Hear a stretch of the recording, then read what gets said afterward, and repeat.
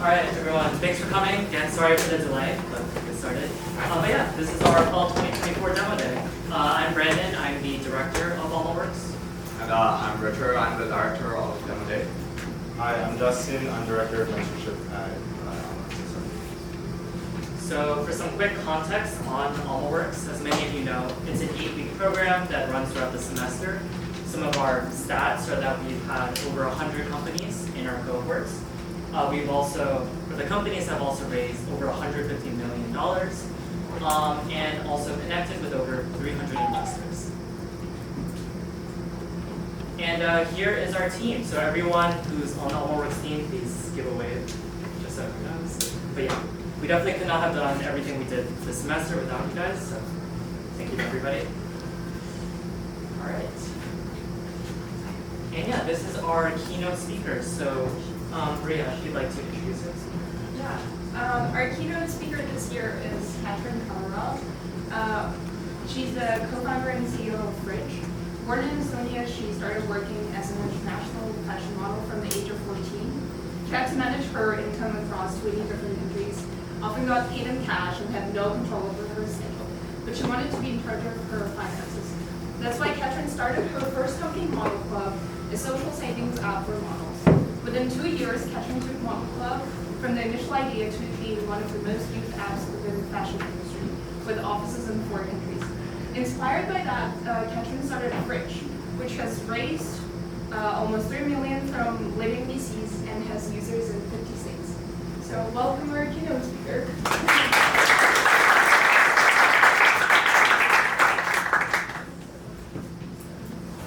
Hi everyone, I'm Catherine. I'm the co-founder and CEO of Fridge, as was just mentioned. So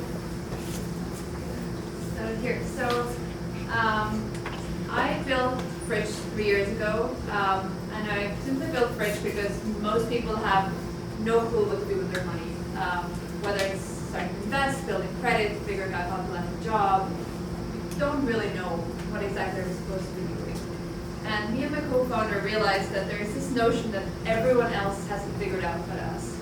So at Fridge, we wanted to get rid of the money loneliness and anxiety, and today we have over 750,000 users who come to Fridge to see what are other people doing with their money so they can make better decisions themselves. A little bit of our backstory that was just mentioned. So when me and my co-founder started building Fridge, we frankly had no idea what we were getting ourselves into. And anyone who's building a startup here probably knows that it's pretty hard, and everything that you see on TechCrunch or Forbes is just like one of the very, very few highlights of a lot of drive and resilience and hard work. So just want to share our story as honestly as possible today. Let's see. So I think one of the biggest learnings that we've had is like, what does launching actually mean? So as you can see, so we launched Fridge 3 years ago, and it took us almost 3 years to get from 0 users to 100,000 users. And in the last 3 months, we've had hyper growth, and we have grown from 100,000 users to 750,000. And I think one of the biggest learnings that we've had is that launch doesn't really mean anything. Like, we had all those expectations when we first went out on the App Store, and we realized that this is just like one moment where we're going to relaunch over and over again. And like most likely your first product you're going to put out there frankly sucks, right? And you're going to make it better and better. So I think for anyone here, I would just really encourage you to be super honest with yourself. Does your product today work? Does it solve a problem for your users or for your customers? Or are you just in love with your idea?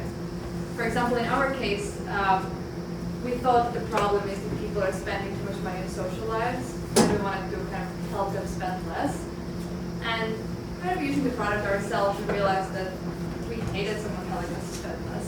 And we rather wanted to have money hacks on how to earn more, and what are the clever kind of ways that you can keep your cool social life, and you can start investing, start building credit. So I would say just being super, super honest and like realizing people like that. And one of the things that we did in the early days was pulling a bunch of people that we didn't know for interviews and asking them really tough questions. Like we would show our product and ask them, what are the 3 things that you hate about the product? And to really push people for that feedback. And it cannot be your friends or people that you know. It needs to be complete strangers because the feedback is going to be super, super different. So I think building that like continuous customer interview process is really important. And one of the things that we still do 3 days into it, my co-founders almost every day with beta interviews their customers and users to understand what the build resonates. So I just think that this is like the most important thing that makes or breaks the startup, is if you're going to get to that product market fit and how quickly you're going to get there. And frankly, it took us 3 years to get to that inflection point when we started having that hyper growth. And now we're growing by 75,000 users a week, which is really exciting. But again, it took us 3 years of daily iteration to get to that kind of crazy inflection point. I know most of you are probably going to go out to raise money soon, so I wanted to share a little more about fundraising as well, because I think that's another thing where at least I had the notion that I'm going to go out there, I'm going to email a couple of investors, and I'm like, well, probably one of them is going to say yes. For us, it took 100 conversations with 100 VCs before we got our first VC check-in. So it's really hard when you kind of keep going and keep pushing. And the more I've spoken to other founders out there, founders who've raised like tens or hundreds of millions of dollars, it's pretty much always the case, but it's just not what TechCrunch is going to tell you, or not what any of those funding announcements are going to tell you. So I think a couple of key learnings that I had there was, one, like learning that fundraising is a resilience game. It's pretty much like going on like 40 first dates a week. And you just gotta keep going, keep pushing, you gotta keep making your pitch better, you can't let your energy go down. The second really important thing that I learned is that investors are often wrong. Like, they are not gonna know your business as well as you do. So like learning how to tell to investors, like, respectfully, your idea is wrong, your feedback is wrong, and it's because X, Y, Z. And ideally, you want to back it up with data that shows your expertise. And I think that was, for us, another like key inflection point in learning that if you raise money from someone, you don't have to agree with them. They don't need to think that you're a nice person. You don't have to be, quote unquote, pleasing them. They want to know if you're going to make them money, if you're going to make this business a success. And part of it is kind of standing up and like showing that you know better than them. And if they push you towards the wrong direction, showing them that this is not where you want to take your company. So in our case, we went through the whole period when NFTs were popular, and every investor was telling us to turn French into an NFT company. And then there was crypto the next quarter. And then a year later, suddenly everyone wanted to build B2B SaaS platforms. And everyone was telling us to become a B2B SaaS platform. And I'm really, really happy that we stuck to our vision of building the social money community and not really going with any of the investors' feedback. And then I think another thing that I learned is that you really want to leverage every single connection that you have to get the round done. Like, the round is never done until it's actually done. No matter how many commitments you have, if you think it's about to be done, it doesn't really matter. Until the money isn't wired, the deal is not done. So as soon as you start getting traction, you want to actually push harder and have more conversations. And for me, one of the best places to fundraise was by building genuine connections with other founders who already had investors. Like, I would reach out to a lot of founders in our sector, like we would have coffee chats, and like when it was time to fundraise, I would reach out to them for investor intros. And I think going that route, in my opinion, can be much more fruitful than like trying to reach out to investors directly or trying to kind of build that connection immediately. Like, in general, I feel fundraising is so much a relationships game, and you want to start building those relationships before you need the money, so you can kind of build up some social currency before you're going to go and ask people for checks. And I think like last thing that I think we've done a relatively good job is building a strong brand.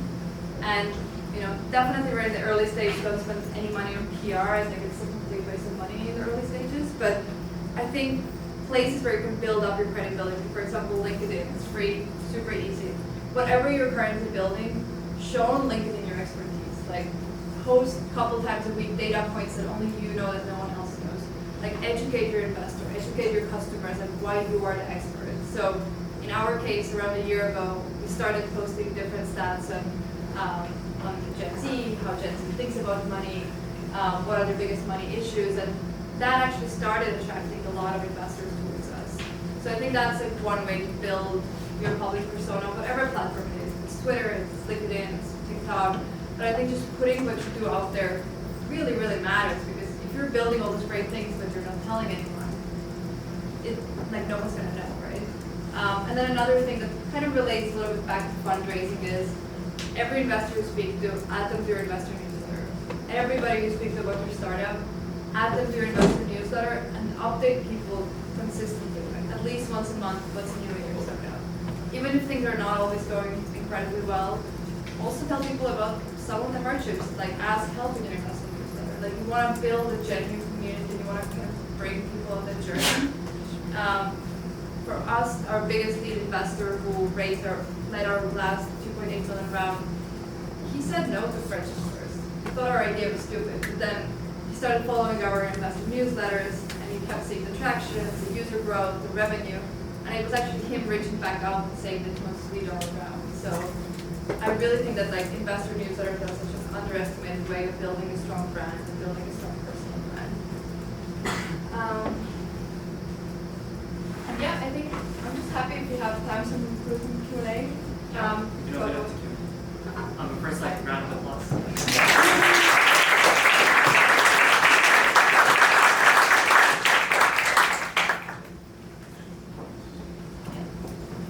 Thank you for the talk. I was wondering, how did you first know, or like, what are the signs that you reached your product? We thought that we hit first product market fit, but we just started to see engagement spike and we started to see a lot of organic growth happening. But it wasn't really until end of this summer when all of a sudden we went from, having a couple thousand downloads a week to all of a sudden having 50,000 downloads a week and 75,000 downloads a week. And it was just this like massive spike. And I think a big part of it for you as well, like you just kind of know. I think the spike is so huge and you start to realize that when you pitch your startup, it's really easy to explain what the value add is. I feel like in the early days, it's very complicated to explain what your startup does. The moment it becomes very easy that like your grandmother would understand what you're talking about, like that's kind of usually when also there is product market fit and you're gonna see a spike of either like revenue that just keeps rolling in or users or ideally both. So I genuinely think that in the early days it's the most important thing to figure out. Like none of the like fluffy stuff with like PR or branding, none of this really matters until you have that product market fit. And like I think every single day is kind of like a race to get there. And if it takes a while, I promise the day will come, you will get there. It just might take a little longer than expected. I'll ask you a question. So, with the lead investor, did you know when you first talked to him that he was going to be a good fit for you? And how much of your raise fell into place once you had him? Yeah, so we have done 2 funding rounds. We raised first our pre-seed on a stage, and then we did a proper price seed round. I'm super honest, on my first call with my current lead investor, we got on a call. I was super new to fundraising, so I think I didn't know how to pitch well yet. He cut through 10 minutes into my pitch and told me that my idea is stupid and I should do something else. And this call made me so angry. Like I remember getting off the call and I was like, I'm gonna launch this product, I'm gonna build this into success. And I was so driven by showing him that he was wrong. And then he said no again. And the third time when when we chatted, he was following our investor newsletter, he put in the first check, which was just like 150K in the early days. And then 2 years later, we actually, had built a relationship. Things were working out well between us. And that's when he led our current round $10 million. So definitely not like love at first sight, but I think he's been like a driving force behind Fridge having that kind of like fire within us as quickly as possible.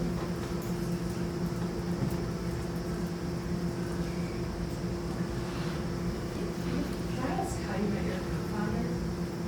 Yes. So me and my co-founder met freshman year in NYU Abu Dhabi. We were actually very close friends at first, and we shared a tiny apartment in Chinatown together. And we were frankly bored during COVID, and we just took one of those really long walks around New York. And you know how with friends we often talk that we should start our own business or do it. And we were just going through all the problems that young people have, and somehow we landed on people being bad with money. And I don't even know, I just remember us looking at the pros and cons, and the cons were that we had no money, we had no network, no skills, and the pros was that back then that we were really young, so somehow we just went ahead and did it. And I just want to highlight, I think, picking your co-founder, the most important decision that you can make in your startup, like through good and bad times. I genuinely feel like I'm married to my co-founder. Like I see her like 12 hours a day. So I think it's one of the most important decisions to pick a person to trust, and the person has really different skills than we do.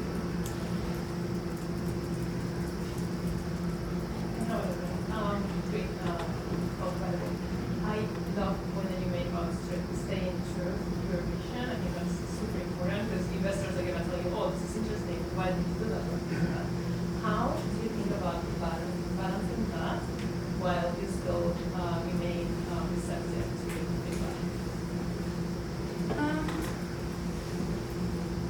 I really think that there are things like when this touches your company's vision, like what is the world that you're trying to create, no one else should have a say there. Like if you're the CEO or you're the co-founder, this is your company, it's your baby that you spend every moment thinking about and building.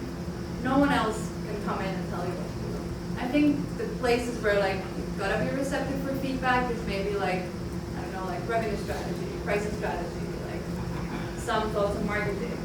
If I'm super honest, I think the investors in my current cap table, after they've invested, they've been immensely helpful. But most of the advice that we getting from VCs who said no to us, it was completely irrelevant. Like now I can look back and all the concerns that they had about us scaling or our team, like none of those things really mattered at the end, and like because we did things always differently. That's why we built a startup, because we do things that haven't been done before. And a lot of VCs have never built a company themselves, so there's no way they can even give you business advice. So I think that's something I know now, and you should keep in mind that like a VC or any investor is not like a god out there, right? Like they just have the capital, and you gotta build a relationship, but it doesn't mean they have like the best business advice for you. And that was like a lesson that took super long for me to learn. Yeah. I just want to know how you monetize. Yeah, so we are charging all the brands who want to get in front of Gen Z. So we have an ad tech model. We have all the data about like what our users like, where they spend their money, so we can match them with the right resources. So as an example, if someone doesn't know how to invest and they want to get started, that's when we plug them into the micro-investing pool. Or if you know that someone wants to travel but they don't have the money, we can kind of get them some travel hack brands that can plug them with good deals. So we always monetize more on the B2B side. We try charging users, but no one wants to pay, so we kind of pivoted away from that model. So if I'm not mistaken, your background is in computer science. Oh, absolutely. How did you go about creating your initial Yeah, that was actually a really big struggle. So my background is definitely not in computer science. My co-founder has design background, so she has an understanding of product, but not in coding. So it's really hard to find a CTO when you have no money, you have no skills, and no network. We went around a lot, and we ended up in this incredible outsourced dev team in Pakistan, who frankly built our first MVP for $5,000 that we went to raise with. Super happy to put anyone in touch. I think finding the first team who can at least get you somewhere is, I think, one of the biggest challenges, and like if you don't have a technical background, it's really, really hard. And frankly, it's gonna raising without having a technical co-founder is really hard in the early days as well, because the investors are gonna have a lot of doubts. So I think, ideally you have one co-founder who's technical. If you don't, find like through a referral, like a trustworthy outsourced team who can pull something together for like, 5,000-10,000, maybe with your like initial capital. So that's kind of what we do. We have time for one more question. I found what you said about having no network, no skills, no money really relatable. And I was wondering, what sort of advice, or could you talk a bit more about that, like early period when you were very young and in that situation? Yeah, so a couple of very practical things that we did. So one, I watched every single Y Combinator video out there, and I thought that they were actually super valuable like looking back. Second, you want to start building your network ASAP. And the best way to build your network is really nobody, like I won't hear I didn't know anyone.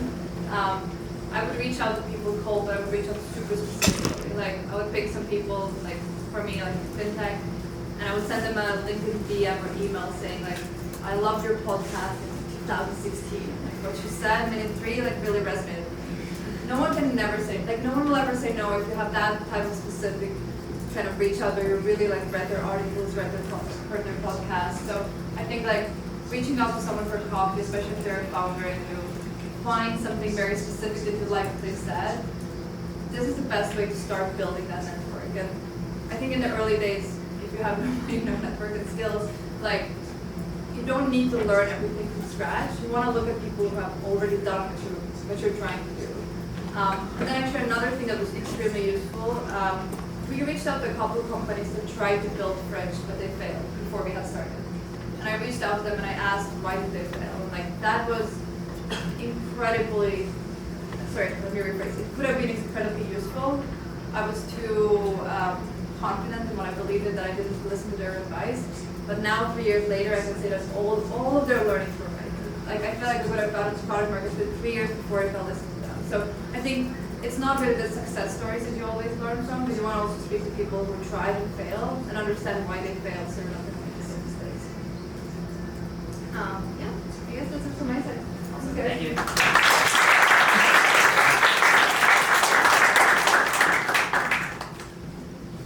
Thank you so much for that incredibly insightful presentation. I think there's a lot of takeaways our audience can take from that. So next up, we're going to be introducing our cohort of startups. We have 6 companies.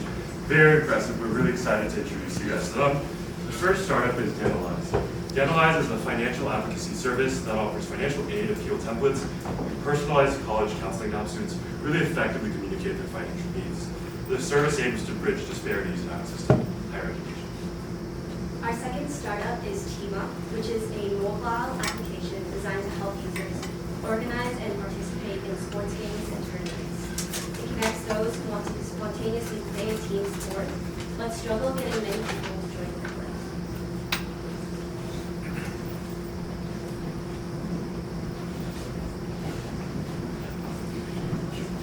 Hi everyone. Next up, we also have Vigil QS. Vigil is a specialized cost management platform designed specifically for owner representatives in the construction industry. By seamlessly automating data extraction from construction documents, it mitigates the risk of human error and eliminates countless hours of manual work. Hi everyone. Next up we have Moves. Moves is a location sharing social media app where you can plan and share your next move instead of disappearing content to friends based on proximity. But watch out, because friends of friends can also see what you're listening.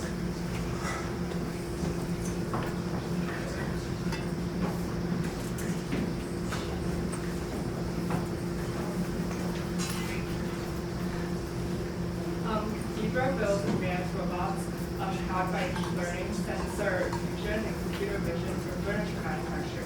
Their technology automates high-skills tasks without the need for manual programming for every human side. Lastly, we have RegBase.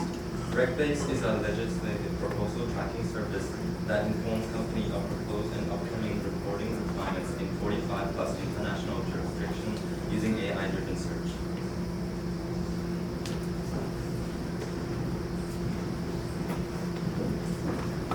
So now I just want to give an opportunity to introduce the VCs and the panelists that are here today. First of all, I want to just thank everyone for being here. We couldn't have put on such a great event without you guys, and thank you so much for taking the time out of your day to be here. Let's give a quick round of applause for everyone.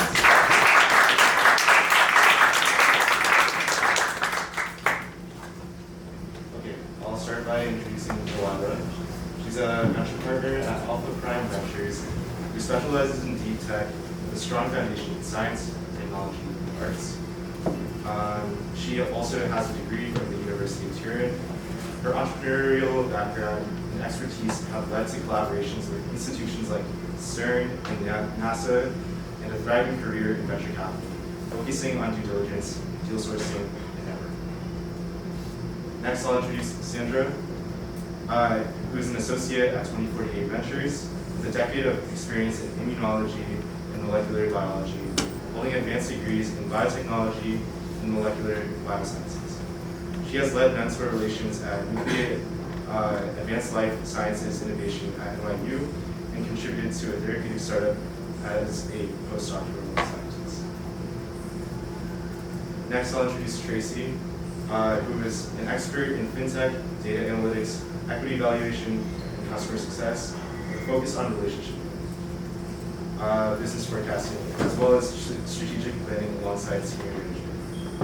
actively engaged as a seed investor with 37 angels, advisor to startups, deals led, and board and president of Stanford New York alumni, while also mentoring the children's interactive platform that fosters intergenerational connections. And finally, I'll introduce Cashin Torov, who was obviously gave a presentation, who is co-founder and CEO of yeah, thank you everyone for being here, and yeah, that's it. And we also want to give a quick shout out to our mentors. We really could not have done such a good cohort for the fall of 2024 without them. And I know that through personal accounts, our cohort members are personally very thankful for the opportunity to be accelerated on their careers. And yeah, if you are also in the audience and are not currently a mentor, feel free to scan the QR code there to the Spring 2025 mentor. Thank you so much, and let's give it a round of applause for mentors.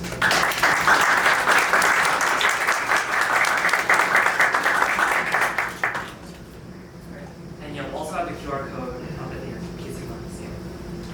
All right, so first up, we have our cohort demo.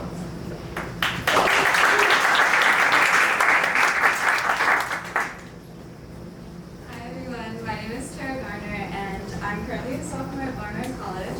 I'm a first-generation low-income student, and I was a part of my high school's first graduating class, which significantly impacted my process of being able to stand in front of you guys today. And one of the main questions that I found when applying to higher education is how much potential is lost every year because of unaffordable education. I found that a lot of students really don't know how to process their financial aid appeal packages or understand what it means to take out things like loans or apply for scholarships, especially students in underserved communities. So that kind of led to our mission of empowering underserved communities through accessible college counseling, financial literacy education, and supportive network. We hope to ensure that access to higher education can continue to be equitable, and also we want to bridge the gap in terms of who gets to be here. This is a little bit about me. Here are some problems that I found that are guardrails, that are significant guardrails to higher educational attainment, especially in low-income communities, and it's lack of college counseling. Many students find that they have limited resources to educational attainment. They have limited resources to college counseling in terms of, as well as classes to take and things like that. We've also found that many students have a lack of financial literacy, which means many of them are unable to advocate for themselves financially because they don't know what their financial aid package looks like, or they don't know what it means to take out loans or how to appeal for that. And the third thing we found is a lot of students experience isolation. Due to a lack of mentorship and community support, many students from underserved communities often feel alone when applying to higher education. So here are the solutions. We plan to connect students to resources and ultimately invest in their future. We offer free advice on social media platforms so students can continue to see themselves represented and figure out ways that they can actually apply to these spaces. The second thing is appeal mastery. We prioritize widespread education about financial aid and what it means to appeal your financial aid and get more money back from an institution in case that you see that the financial aid appeal letter doesn't really align with your financial situation at the moment. And then the third thing to solve isolation is community. We offer a blog service that details my first-generation experiences so students can feel less alone in the process and they can see themselves represented. Our services, we offer college counseling and financial aid appeal emails. This includes like one-on-one counseling with the student and also deciphering like what their financial aid package looks like and showing them how they can further advocate for themselves in terms of financial aid. And here's our target market. We are currently targeting students and parents. We're looking to support students and parents that want to help their children navigate admissions and financial aid decisions. And then hopefully in the future we hope to become embedded in schools so that we can subsidize our services to students that can't quite afford to work with us. And here's our business model. We have a freemium model for basic access. So this means that the students are able to access TikToks and blogs for free. And then if they want to speak with me or the team individually, then they can do that through Ping. And then we also offer subscription plans, which is like the big thing of Facebook. For competitive advantages, we have personalization. I found that a lot of college consulting companies don't really do one-on-one consultations, and they typically have a one-size-fits-all solution. So this is how we differentiate ourselves from competitors. And we're also founded with a purpose, created by students for students. We hope to prioritize the customer experience over the money in general. And this, I found, has helped people come to us feel very personable, and they just feel more connected to the company in general. And here's a little bit about the market size. It's currently valued at $64.98 billion. In the market we're currently in is the educational consulting and training market, and it's projected to grow 12.2% by 2029, showing that this is a very viable market to invest in. And here are a couple of our milestones. This is the last thing. Since our launch a year ago, we've helped over 500,000 students get over $100,000 in cumulative financial aid appeals. This means that you have students that aren't currently able to continue their education and their schooling as a result of that. We've gotten invited to Athena Incubator. I was a Cohort member, and we've reached students in 6 different countries, which is kind of crazy, showing that this is definitely needed. And we've also got invited to Harvard. We've pitched at Harvard, and we've also got invited to be a keynote speaker. And we've also gained a mentorship from legislators, some legislators that previously worked in the Obama administration, and current legislators in the New York City Council office. And here are some testimonials from successful services. Michelle, her Cornell tuition was able to be lowered from $70,000 to $30,000 with our appeal template. Dee wasn't able to get financial aid. She was on the verge of dropping out of class. She reached out to us, and we helped her get financial aid, and she was continued to continue her education, and I think she's graduated by now. This person got their enrollment fee waived, and they were able to commit to the school that they really wanted to commit to. And then this student got into Barnard College after meeting with us. And yeah, that's pretty much it. Thank you.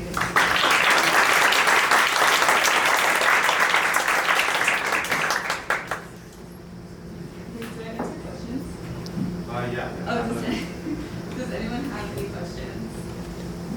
Well, yes.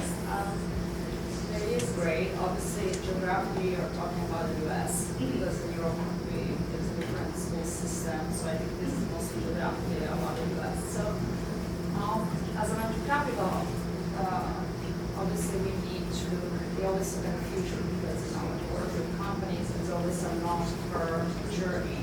So how do you see this company growing? How do you see, what would be your ideal exit for a company? What do you want to see yourself 5 or 10 years from now? How this company should be implemented in the universities, privately owned? What do you think? In 5 to 10 years from now, because this company targets underrepresented minority communities, I hope to kind of go for the route where it's embedded in private institutions or high schools so that students can get the education that they need and the information that they need to continue to go for higher education. And also in 5 to 10 years, I hope that this becomes a widespread thing, and we can continue to push out free resources and money. I'm just wondering, the market that you identified, is that just college, or is that every type of counseling? Can you talk a little bit more about how you did it? Oh yeah.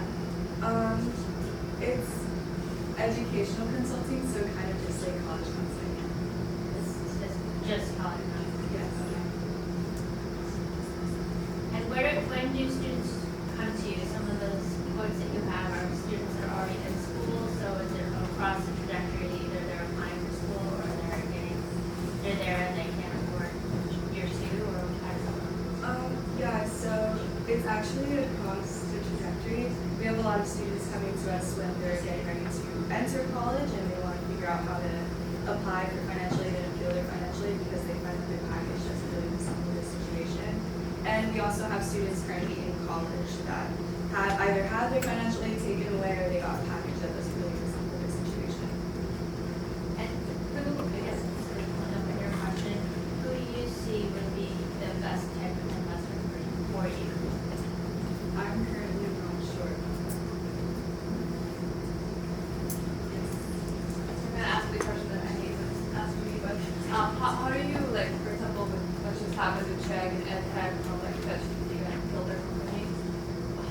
see like AI either helping your company or potentially being purpose? I feel like because this is a company that kind of founded itself on personal experiences, I don't really think that AI can take that personal aspect away from the company. That's why I feel like we tend to differentiate ourselves a little bit from our competitors on the market, only because it's very personal and you're working with someone that understands like what's going on. Yes. So whenever there's an appeal process, help with that process, like what has been the main issue that presents itself? Like why is the appeal wrong? And why do you require the appeal? Yeah, so typically the main issue, there's a multitude of issues. I've had a lot of students genuinely commit to schools because they were never taught how to read like their financial aid appeal letters. So when they get to school and they see that they have these loans that they need to start paying back, they're like, wait, what is going on here? Or they get to the school and see that by their second year they were supposed to be offered a lot less than what they agreed upon initially. So the financial aid appeal process kind of just caters to different experiences. I've also found students that have gotten their financial aid taken away because of extenuating circumstances. For Judy, for example, her mother passed away and that affected her school performance. So her financial aid was taken away because she wasn't able to meet the threshold to be an admitted student. So I catered a financial aid appeal letter to her in her specific circumstance. So it's really not up in the air, but it can be a multitude of factors. And I've found since making the company, the main problem lies in not being educated or not prioritizing education for certain. Yeah, no, a lot of my friends have gone through this issue.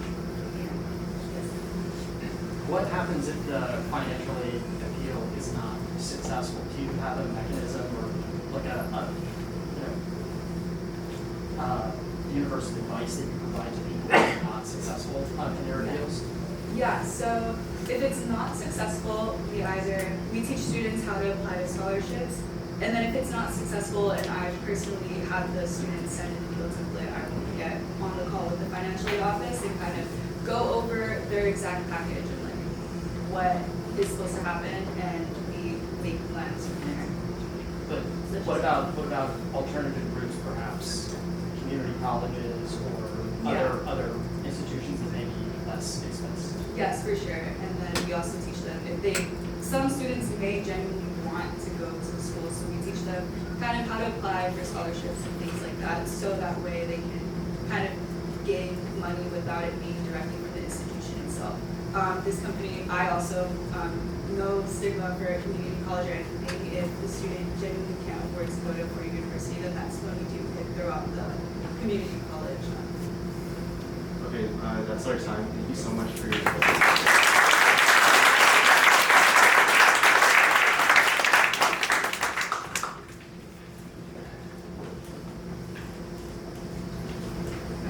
Hello, my name is Almaworks and this is my startup team up. So I have a question for you. Who here loves to play team sports?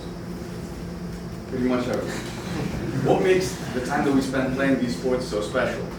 People. Yes, exactly. It's the people that we play with. Unfortunately, in the world that we live today, it's getting harder and harder to get organized and play these games. There's a lack of people, poor organization, poor fields, there's an issue with advertising, and the payment is more and more complex. So overall, the organization process looks kind of like this. Apart from the fact that everyone here looks Kazakh, which is where we launched, because I'm from Kazakhstan, this is kind of what it looks like. People are taking phone calls, they're writing down notes, someone is sad, someone is happy, someone can't pay, and everyone is sending each other money, and it's very confusing. So we took this bunch of problems, a very messy bunch of problems, and we decided to fix them. So the lack of people, instead of just having your circle of friends that you can ask to play, we expand your circle to the city. So you can see my hometown, Almaty, and you can see the different pictures that we have in the city. It's as well as a catalog of all the venues around the city, as you can see, and you can see who is playing where, when, what's the format. Like you can see, Igla Valentini there's 9, that's Valentina's game. 9 people are playing out of 16, it's at 7 p.m., it's 8v8 football. Most importantly, the payment is simple and fair. what most programs do nowadays is that they have a fixed fee which you pay, and then you end up overpaying greatly for the venue. What Team Up does is it splits payment evenly by the quantity of players that join. So even if someone joins an hour before the game, you get sent back that portion of money back. We have a game chat as well to simulate the huddle before you play, and overall we have tracking of statistics. You can grow from a rookie to, as you guys know, the GOAT, the greatest of all time. And hopefully your experience will look something like this. So the team is myself, my co-founder Kirill. He's a student at Kenyon and he's a Master of Sports in Swimming. I'm a Master of Sports in Fencing. It's not, it sounds like a pretentious title, but it's just what it's called in the post-Soviet countries. But however, they're not here, so I don't want to give them too much credit. Almaworks he's the former secretary of FIBA, which is the International Federation of Basketball, and he's the vice president of the National Basketball Federation in Kazakhstan. And he's joined us in an advisory role because he really liked the idea, and he himself works on many startups. And I want to talk a bit about our testing and our traction in Kazakhstan, where we launched this summer. So we launched in the middle of June, and we were active for 2 months until August 15. So as you can see, sitting very precariously on the top is me, and I'm trying to hang a big poster, which unfortunately was taken down by the local government, and we had to bribe them to keep it up. My co-founder there at the bottom looking quite concerned for me, I think. And over these 2 months, we signed contracts with 20 plus sports venues, including Shaskaran, which is a professional team. We had over 700 active users, so this is people who play games, and over 1,500 plus downloads in App Store alone. We had 50 plus paid games, and unfortunately the free games, which are like the public ports, they're on track. So just through looking at the game logs, we've had significantly more hundreds of free games, but we've had around 55 paid games. So we had the support of the Kazakh Basketball Federation near the end, which is when Almaworks joined us, and we had very limited advertising, mainly just social media and whatever I was doing up here. So it kind of shows how with a very limited budget, we've had to make the best of it. So the market is very large, 242 Americans engaged in sports activities, and the biggest sport, basketball, only takes up a tenth. This shows that there's a great diversity within the sports, and just like our app provides this service for football, basketball, and volleyball currently, we're also expanding into paintball, paddle, tennis. And this market is due to grow because currently half of the youth from 6 to 17 are playing organized sports, which means they're in official teams within their high schools or middle schools or other youth leagues. And the goal is to increase that to 63.3%. This is the US government, not me saying this. And the target market is obviously college students. We're an active group, and I'm trying to integrate this into Dutch, so hopefully one day you'll log in through us as well. And anyone else, because truly, as you can see at the start, everyone put their hand up because this is something that we all do. We all play sports, and if we make that path to playing easier, then more of us will play. We have a bit of competition, but they're horrible, and I'm getting time constraints, so I'm going to have to move on. But we have a revenue model, which is we take 10% of all the bookings of our app, but the main thing is we are for the players, so we don't have a fixed fee, and yeah, it aligns our interests with the clubs. So I have one more question, and is: are you ready to team up with Team Up?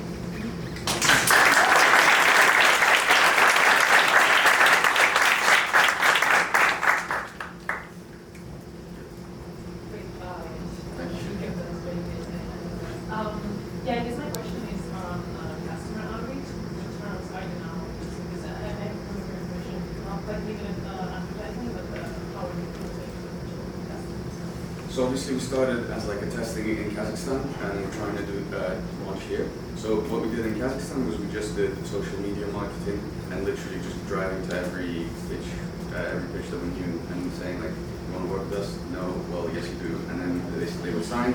And apart from that, it would just be social media, which is why we're kind of trying to raise funds and grow further in America, especially.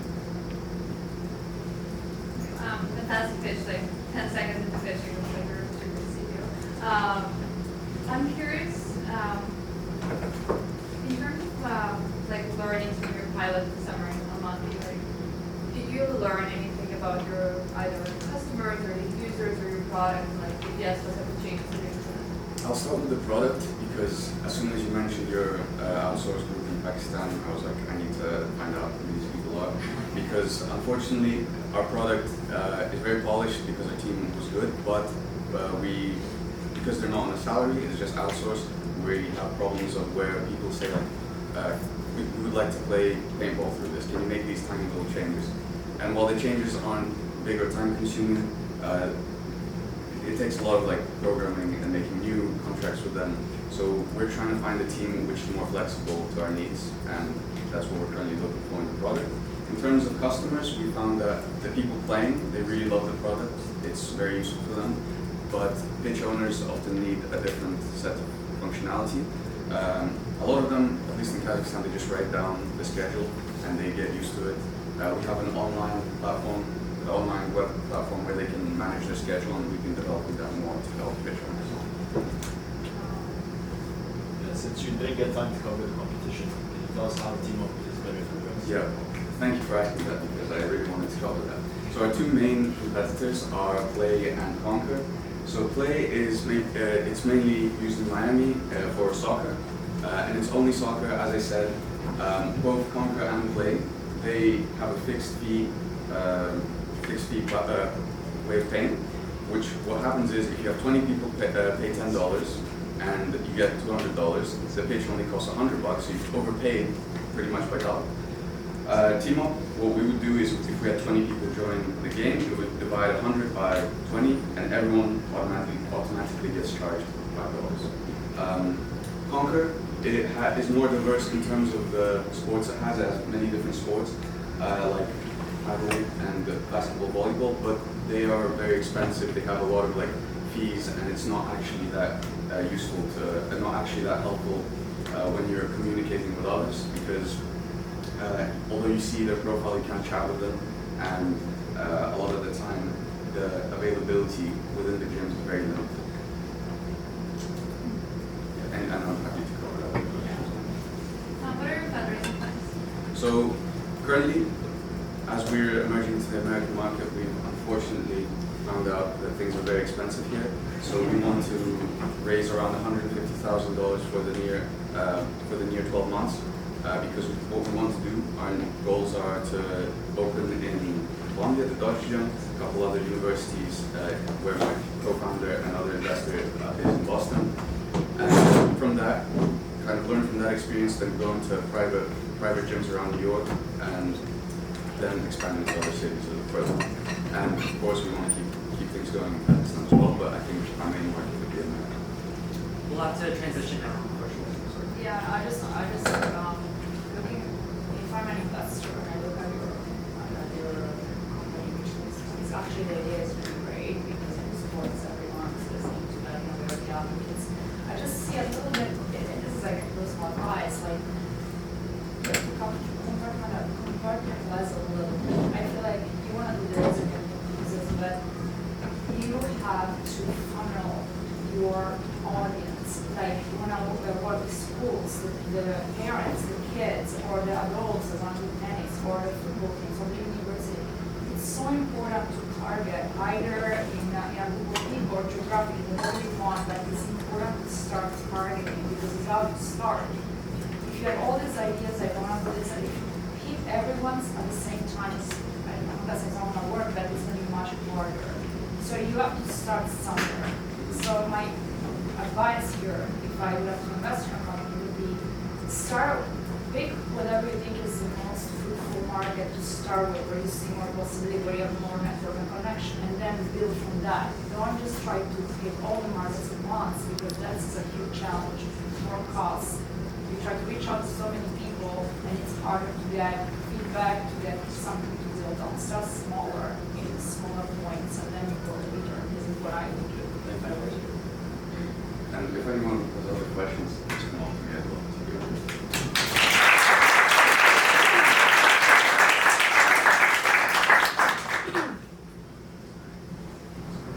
Really quickly, just to clarify, we know we're kind of rushing things, but having a working session downstairs, 5 to 5:30. So yeah, feel free to ask more questions then. Hello everyone, my name is Aaron. So I'm currently a Master of Real Estate Development student here at Columbia University. Started my career in 2014 where I was an intern at an architecture firm here in New York. From there, worked in architecture, did a year of Optech sales, did a bit of construction management, and also was a labor at a demolition company. So literally gone from using the computer all day to actually using a jackhammer. So I've been all over this industry. In fact, I was exposed to even the dark side of this industry as well. So back when I was growing up, my mom was doing a renovation on her house, and unfortunately that project was a disaster.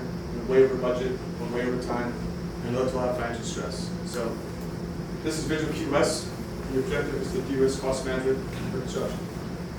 So to give you an idea of how a project comes together, there is a huge amount of players in a construction project, and they all have extremely different roles, and they interact with each other just very haphazardly through email, sending over PDFs, etc. Workflow. So the way costs are done is that there's a payment application that's generated by a subcontractor, and it makes its way through that entire project team, as you can see. So it starts down there, works its way up. This information is being passed around through email, where it's pulled PDFs that are then taken to Excel.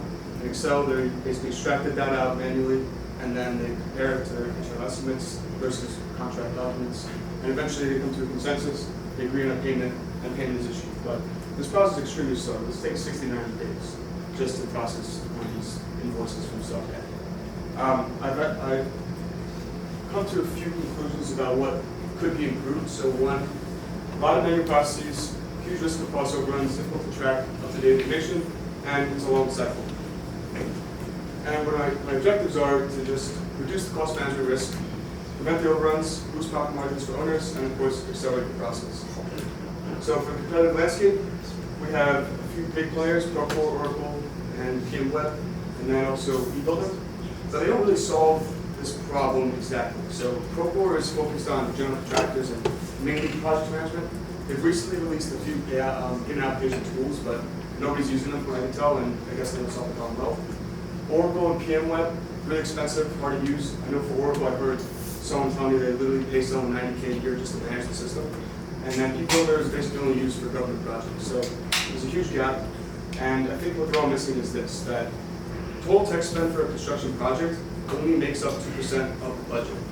And a lot of these softwares are trying to target the enterprise, but there's actually a huge amount of companies that are not that big. 85% of owner representatives are less than 100 people. So here's where we're at right now. Basically, I'm building an MVP for owner reps that have less than 100 employees, and I'm targeting all asset classes and all project types above $1 million budget.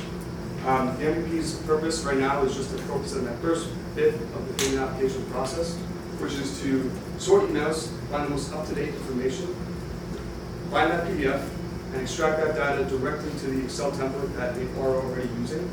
It's a very specific process. I'm working directly with one beta tester to build this all out. And my objective is to spread this to every single consultant that you saw, and also to expand the offering to align with the mission of eliminating cost overruns. So for the market size, being fairly conservative, I only looked at the top 50 metros. On average, is about 60K permits per year being issued for new building. And I'm only looking to charge about $100 per month per project member of the team. So everyone's paid separately. I'm not trying to change the fact that you have 20 different people working on any given project, so I'm charging them all separately. And given all that, we come to an accessible market of about 1.5 billion, and then a serviceable TMO market of 151. There's like an overlap with construction working last year of 1 to 3 years. It did about a conservative 2x to 75 million. There's see there numbers. And here's my base case and full case. So for the next 6 months to 1 year, I have one beta tester now. They have 15 projects. So I'm looking to launch this fully in 3 months, and then onboard the entire portfolio. Doing so would result in 18K in ARR. If I do my bull case, which is just the same as the base case, but also adding on one extra client per month, that would result in 108K ARR. And I'm looking to raise 250K to put towards engineering and marketing, and also to achieve a goal of 200K in ARR, just to get prepped for a good seed round. And thank you very much.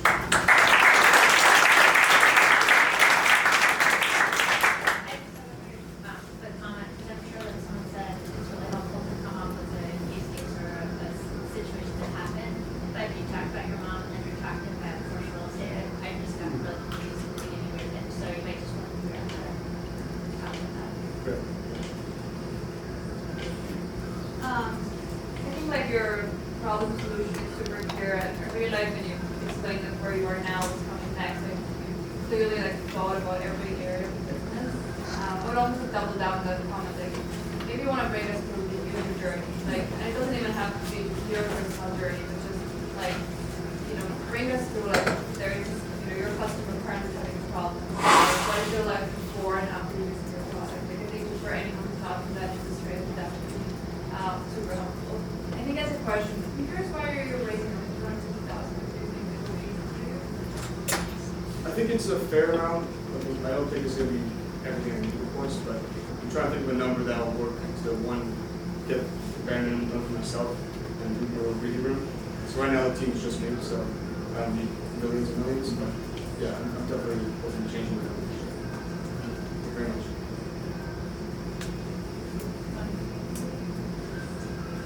I'll take any questions. Yeah, just a quick one.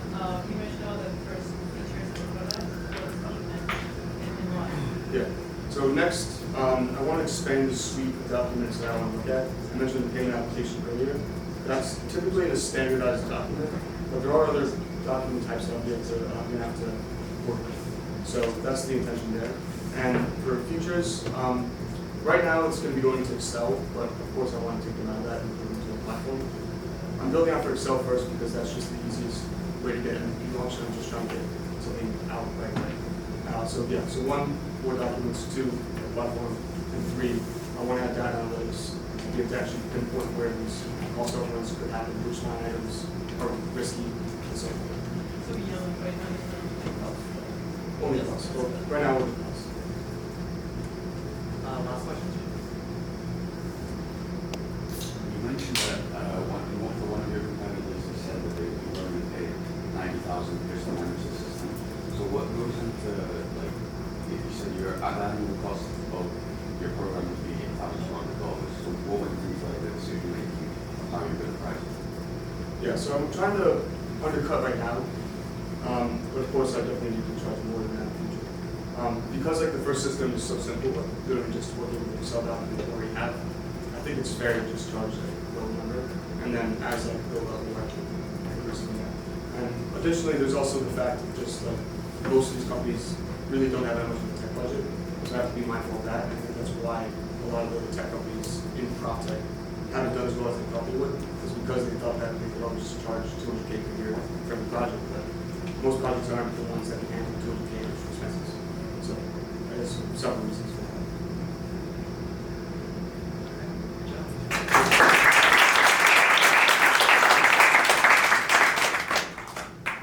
All right, we have moves. Okay, good evening, everybody. Thank you so much for being here. I want to introduce to you our location-based social media groups. So,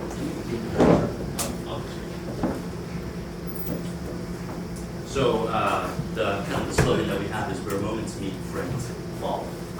The problem that we found is the fact that current social media content is completely depersonalized and lacks authenticity. And so social media fails to mimic these patterns of real-life socialization precisely because there is no actual need for physical proximity. So the solution that we came up with is a location sharing app where physical proximity is rewarded. So you can create events on a map, you can plan your moves, find and seek out your friends. And what I really want to emphasize is that this is a generational change in the way that we interact. So this is a Gen Z take on social media. And the reason that is because we have moved as a generation from privacy to now secrecy. We don't care about our privacy anymore, our generation doesn't. We care more about being secret with our information. And so to really showcase this, I wanted to take you back 22 years to the start of Facebook. The way Facebook started is originally it was just a profile picture with some extra added information. It was not about being secret. It was not about. It was more about just displaying who you might be. Then we moved to Instagram. Instagram, now you can go into your phone and select any snapshot from your life. Now you have showed even more of your life to your friends. You have decreased your privacy. On Instagram now it matters a lot more who you don't follow than who you do follow. I hope that makes sense. If not, you can ask me a question later. And then we moved to TikTok. TikTok now is is the essence of what social media has become, because now we've moved to short form video content.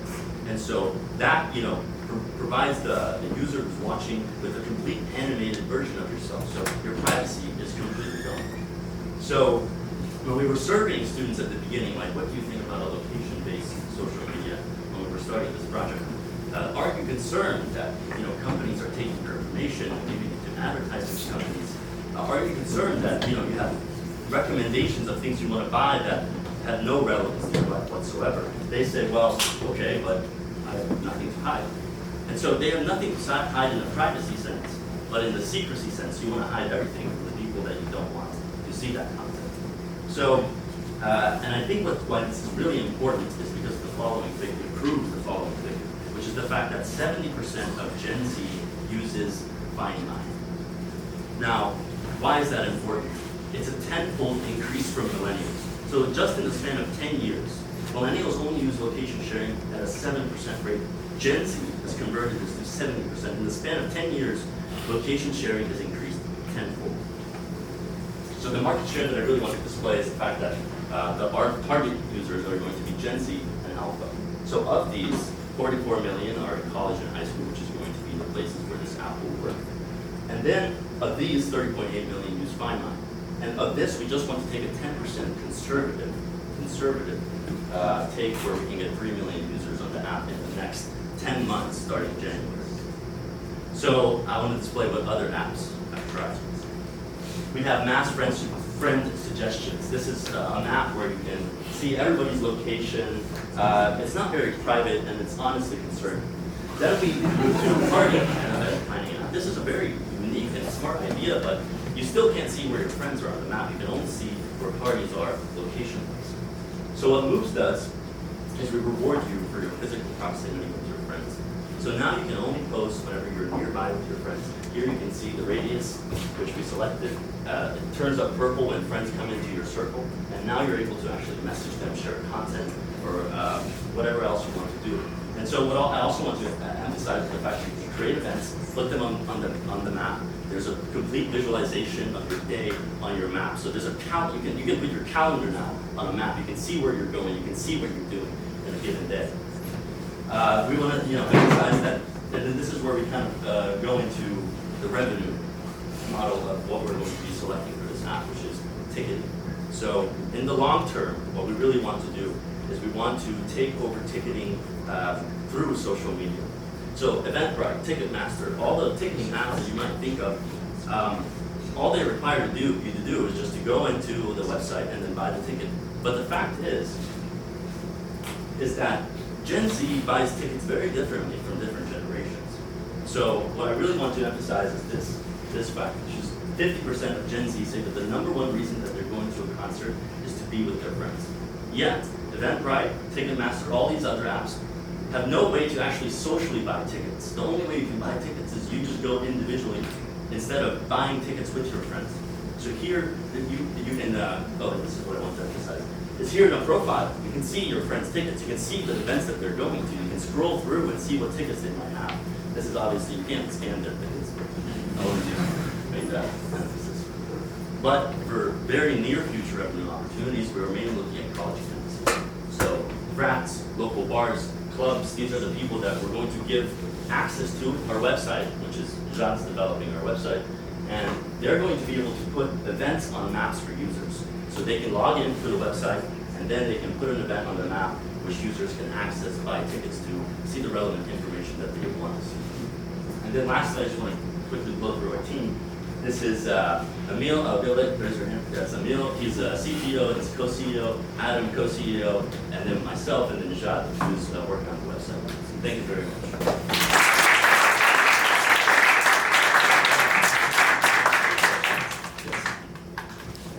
What would you say your moat is on this? Like, why couldn't Yik just take this and implement it as a feature? Yeah, I'm not sure what Yik is. It's a location-based, posting. Well, so okay, what I really, so I think what's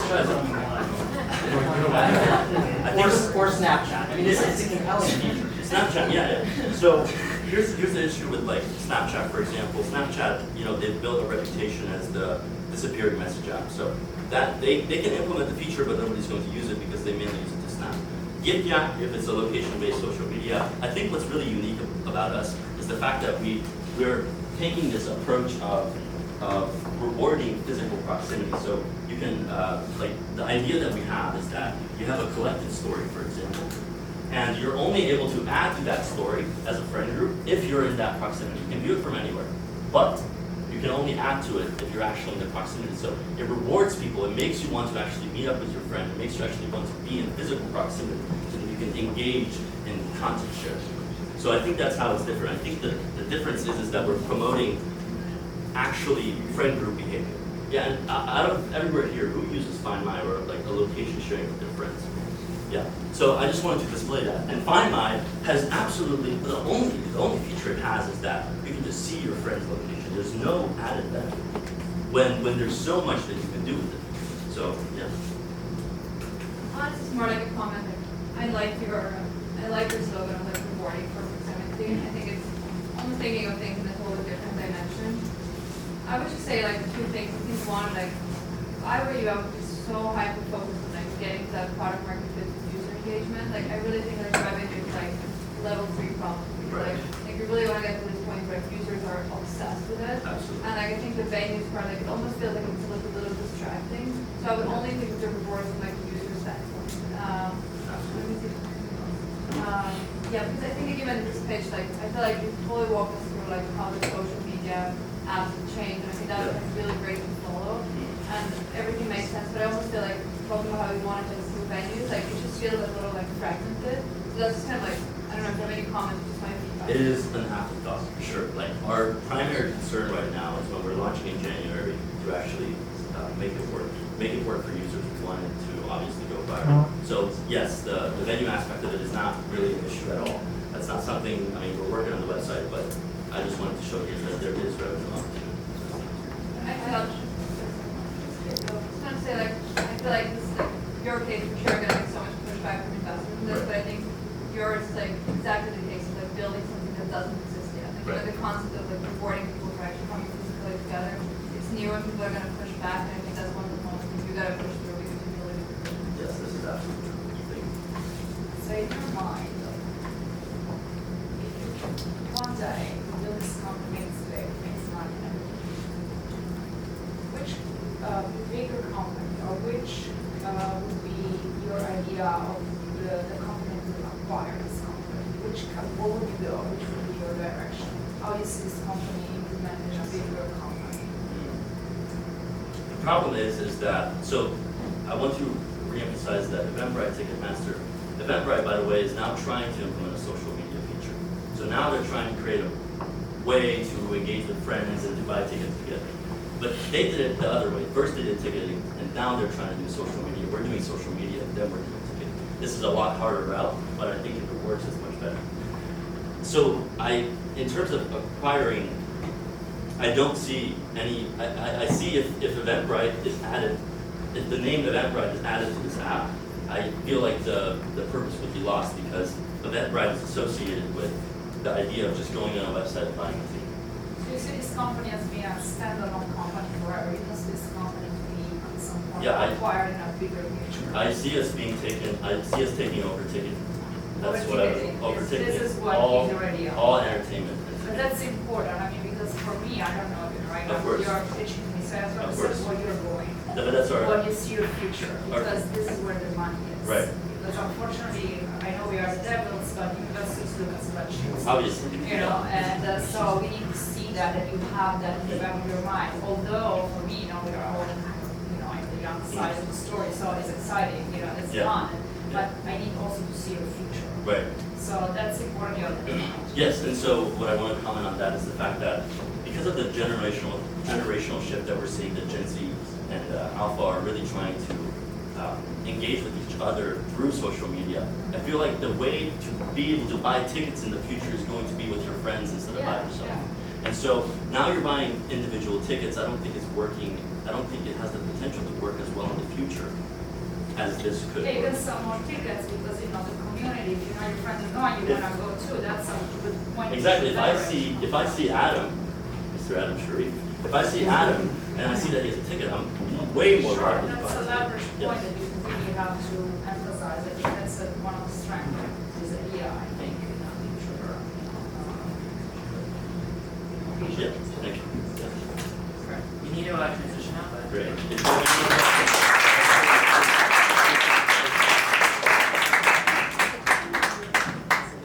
All right, Khadija.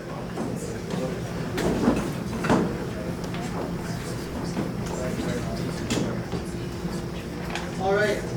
Before we get started, I'd like to give a huge thanks to the Almaworks team. It's helped us a huge amount, and I can't thank them enough.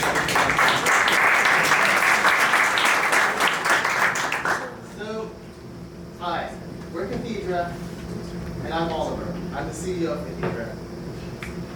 Cathedra makes robotic systems for furniture manufacturing. So today I'm going to talk about the future of the furniture industry by telling you a story about our friend Jack. So in 2004, Jack built a team of 100 workers who were like family to him. They're the best in the industry. They sell hundreds of thousands of chairs to the best customers. So these are the biggest offices, the biggest hotels. Donald Trump's one of his biggest customers. But since 2014, his workers have been retiring, and young workers aren't replacing them. Furniture manufacturing is back-breaking work. 30% of workers develop musculoskeletal disorders, and young people don't want these jobs. They're physically demanding, and they don't offer long-term career opportunities. They'd rather go into tech. But Jack has an idea. Jack thinks that with automation, he can create safe and creative jobs in tech that young people are going to want to keep. So what Jack can do is he can buy machines for milling and machining parts out of wood and metal. Each of these machines can replace 10 of his retiring workers. He can also buy machines for packaging and delivery. These also help. But today, Jack is down to his last 10 workers. They perform highly skilled final assembly tasks. When they retire, Jack will lose his multi-billion-dollar contracts and go under. But what if I told you that there are dozens of thousands of Jacks all over the world? 80% of manufacturers in the US and China are short on labor. Despite already spending 7% of their revenue on automation, they still can't find enough people for their factories. And it's useless. Without automating these final assembly tasks, the industry is going to be stuck at 2004 productivity levels forever. They can't retain workers, and they can't create jobs that people want to keep. This means factories are going to keep failing to produce their goods, they're going to have to shut down, and hundreds of thousands of jobs will disappear. Moreover, an entire form of art could just disappear. Furniture, high-quality furniture. So, why aren't these high-skilled tasks automated? We know that robotics are used to manufacture cars. Why not furniture? With the newest developments in artificial intelligence and robotics, we can finally address these high-intelligence yet physically demanding craftsmanship tasks. Old masters will teach our machines, and new workers will learn the future of their craft. And we're the team to do it. So our CTO, David, he has a bachelor's degree in computer science from Columbia University. He's worked with Lockheed Martin on computer vision for electronic warfare. And then we have our intern and soon-to-be founding engineer, Dimitris. He has a master's in robotics from Columbia, and he's helped build research-grade robotic arms for the top universities with drops in robotics. And my background's in deep tech venture capital.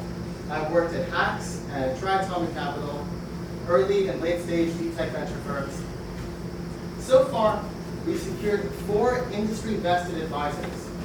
These advisors are going to help us find the industry's most prominent pain points. And we're starting with mid-scale, high-skill manufacturers like Jack. And we're going to move up to the entire high-skill segment. In the United States alone, there are 6,000 furniture manufacturers making more than $1 million a year. We estimate that on average, we can lease to them 6 of our units at $70,000. If we can do just 2% of this market, that's just 120 firms, will have a strong business with an annual recurring revenue of $50 million. That's why we're asking for $350,000 for rapid prototyping. Then we'll be able to launch our pilot program at one of our factories, certify our machines, and deploy them by the end of next year. And now is the time. Now is the time. With Trump promising 25% tariffs on furniture imports, with China facing the same offshoring that the United States has faced over the last 30 years, and with Elon Musk making luxury space travel a reality, the hotels of the future will be furnished with our tech, whether that's in the US, China, or Mars. Help us furnish the future tomorrow. Thank you very much.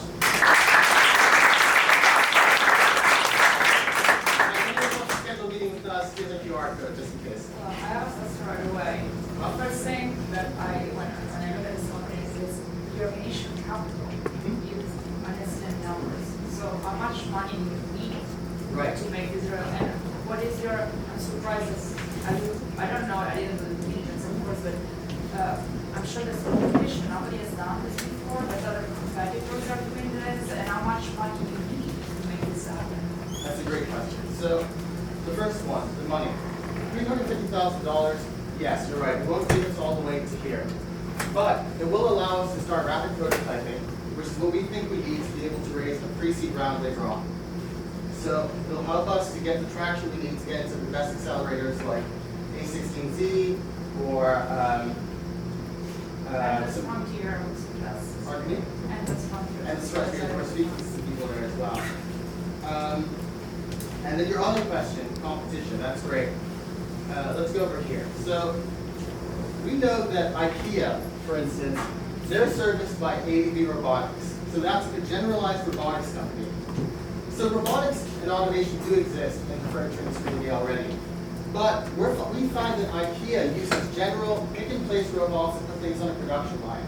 Now, these higher skill manufacturers like Herman Miller, the very best, they can afford custom production lines from like a boutique robotics provider, but even then, they still have to have like limitations based on like where the tech is at. So if a manufacturer can't afford to work with Toyota, which is who Herman Miller works with, they have nothing. So they will go out of business at that point. Does that make sense? Did that fully answer your question? No, it does. I just think you're going to have a little bit of a strong backer here. Strong, yeah. To start something of this entity. Robotics are quite expensive, but it's a great idea. Obviously, it's just about your roadmap, your business strategy. You really have to do a lot of work into it. That is exciting. Thank you. I mean, the kind of investor we'd like would be someone who would stick with us over the long term. Reinvest. This is a long-term one. Like electric vehicles is not something that is not like an arm that can start revenuing already right away. It's something that is really spread out in time. So that's something to keep in mind because it's different kind of investments. So. Thank you. Can you talk about the margins that you hope to get? The margins, and great. also at scale. Yeah. I mean, Sure, yeah. So leasing a machine and assuming it lasts for 5 years, I think we get a 70% margin. Meaning the actual capital for the machine will cost 100K, right? And if it lasts 5 years, the machine's essentially worth 350K. We can also charge additional software services, which is how most robotics providers today make their money. In fact, today, the hardware itself is actually much cheaper than it's been before. And most robotics providers make about 4/5 of their money from the software servicing services they provide. Does that make sense? Yeah. Good.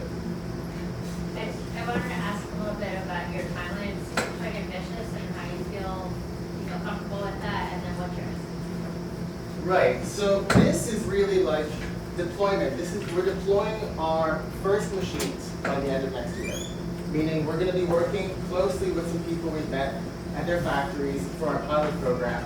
So between July and December, we hope to be able to integrate into their production lines. Of course, in the time between now and then, we'll be doing prototyping here in New York City with used robotic arms that we can find pretty easily.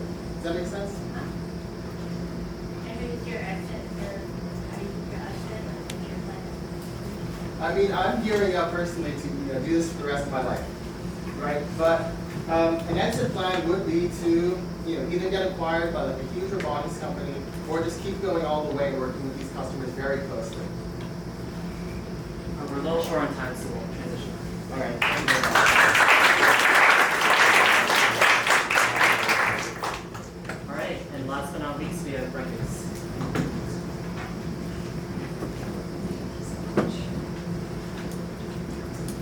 Hi, my name is Natalie. I'm a first-year MBA student at Columbia Business School, and I started a company called Breakfast. Before I jump into that, I know we're tight on time, but I actually do want to give a shout out to the whole Almaworks team.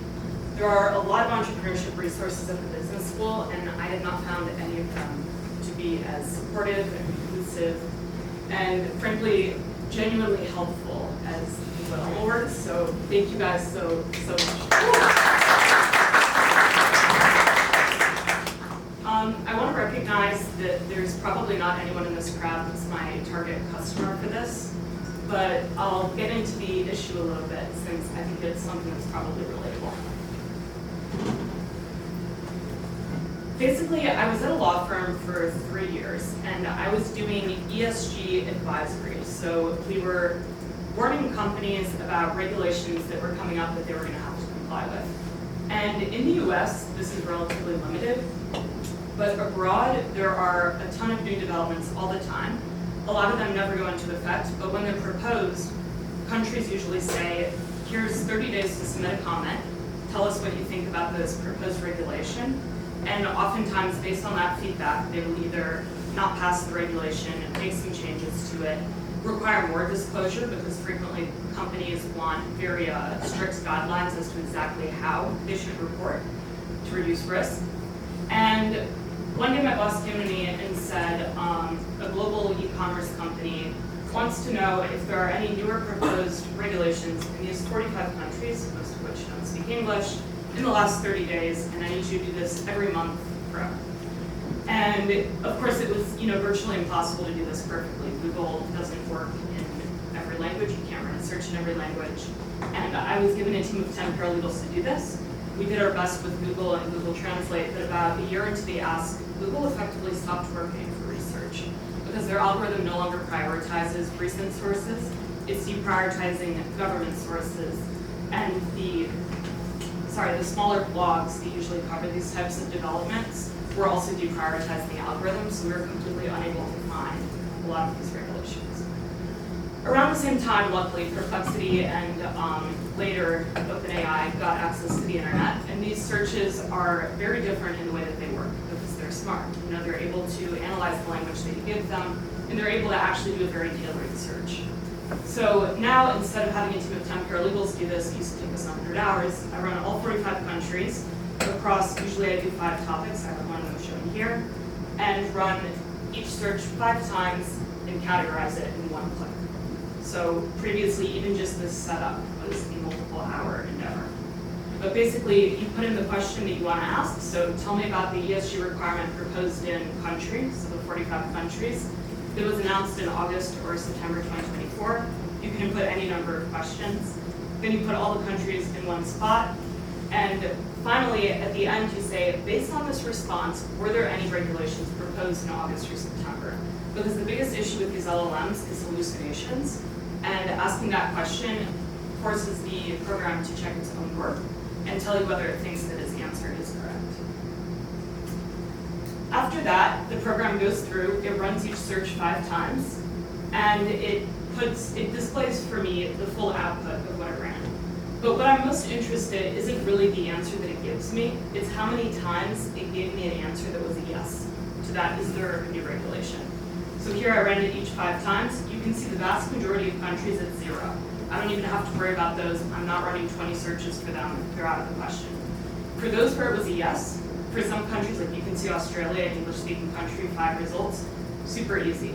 We just look at it, we get the summary, we go and find the source link, it takes 5 minutes. For a country like China, this 1 out of 5 actually was a hit. And we had to do a number of searches on Baidu in Mandarin in order to find it. That's still a very manual process, and it's still a pain. But the matter of the fact is that a year ago, nobody would have been able to find that regulation.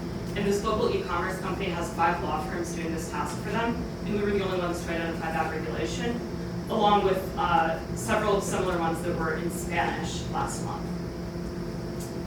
But basically, you're also able to add automatic responses. You can have it do a bunch of different types of categorization. And the example I showed you is Perplexity, but we've also integrated Exa with OpenAI, so ChatGPT analyzing the outputs. And then we have Google searches running as well to verify the dates and make sure that things are not out of scope. And I'll actually stop there because I know we're really short on time, but we have 115K in annual recurring revenue.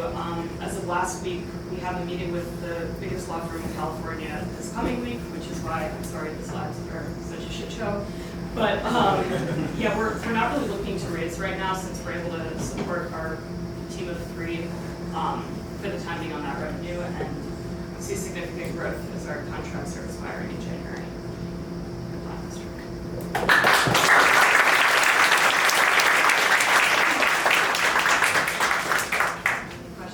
This ESG is certainly interesting. Are there other areas of the legal profession that you think, or other areas of general knowledge? Absolutely. One of the biggest cosmetic companies actually came to the law firm I work with 2 months ago and said, we want to know about hyper-local requirements for labeling. Because their issue wasn't so much that this was happening around the world, it was that it was being proposed in US states. And nobody cares when something is proposed in a Minnesota state legislature. It doesn't make the news, their websites are not good, and nobody's covering it.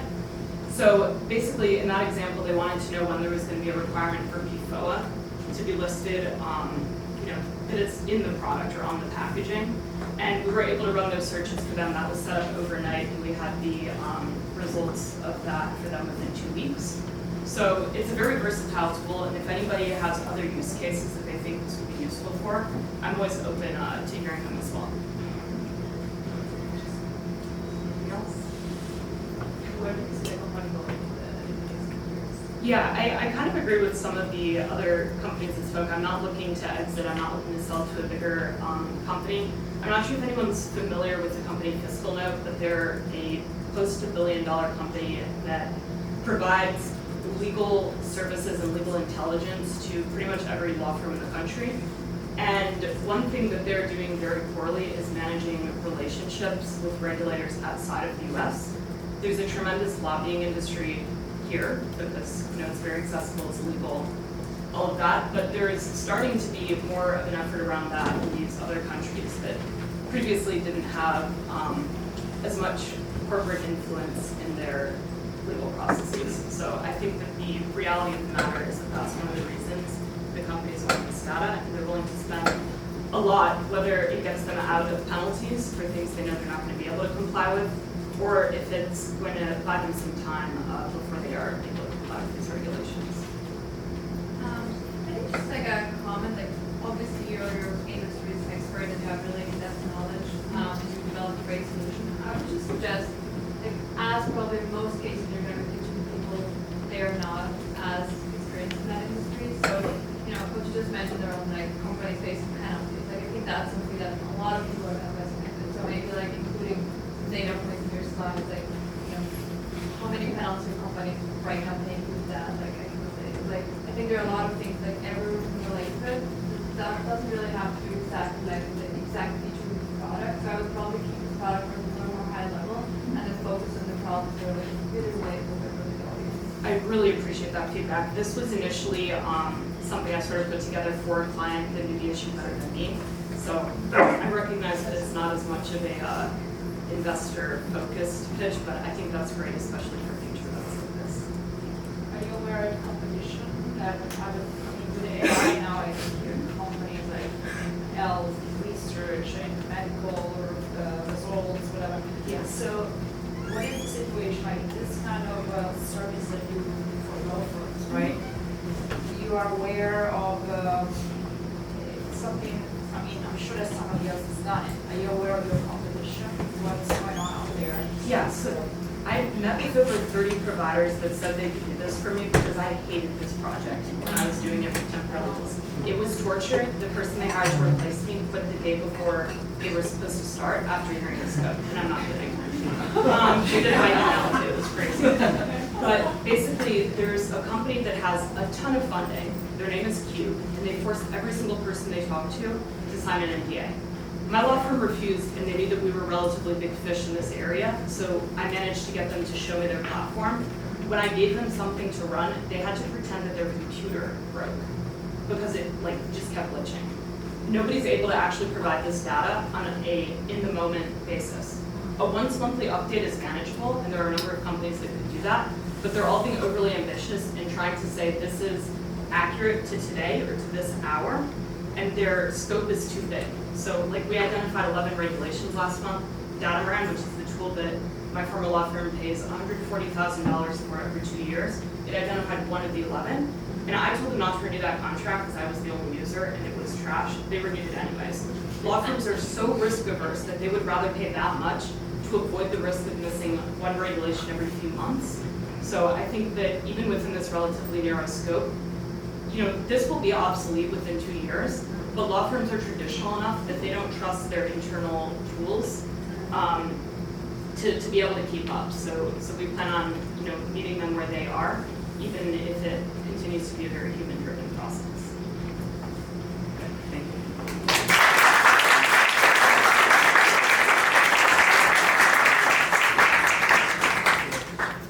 All right, so first, thank you to all the founders. Those are great pitches. Also, if you could stay for a minute after the presentation so we could take photos with Almaworks team, that would be great. And yeah, so to follow up on some things, first for mentorship. Again, if you're interested in being a mentor for next semester, please scan this QR code. You can also talk with us afterwards. And also, our application for the spring is going to open in early January. So if you're currently building, you're looking to apply, definitely check us out. We also have a couple of socials down there, so LinkedIn, Instagram. You can probably just find us, honestly, by searching Almaworks. But we post some fun videos, and we also have interesting updates, so definitely follow us there. And yeah, finally, if you just want to contact us, any questions, feel free to reach out here. And yeah, one last thing.